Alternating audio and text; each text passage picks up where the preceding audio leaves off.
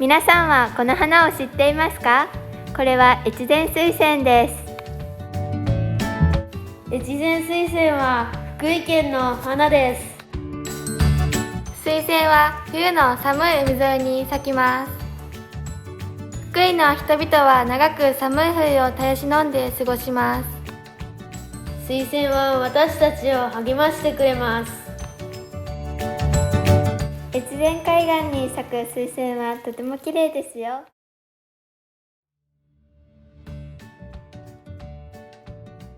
アジサイは百石の花なんだよ。どうして？長い梅雨の季節、心を慰めてくれるから。市民に愛され選ばれました。See you!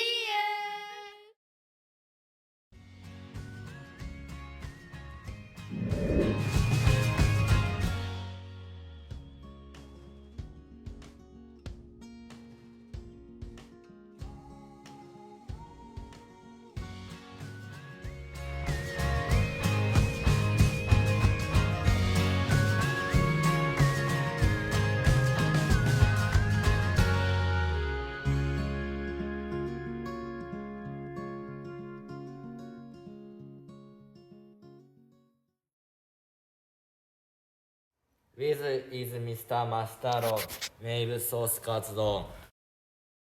マスタロー高畑リターン本ポーロン Eat open your poden.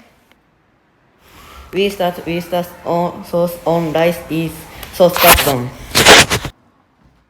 Sauce gas red bone in Fukui, very famous food. If you eat over to the deer in Fukui, when you come try please take a look. Soba in Fukui, called soba.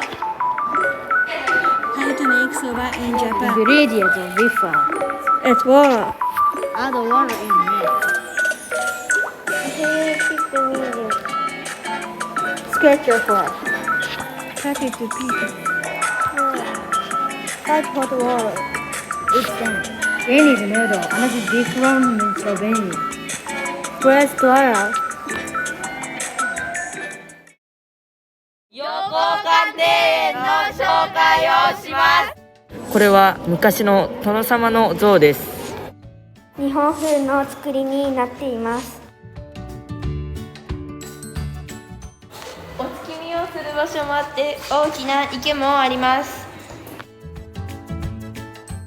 いつ来ても綺麗です。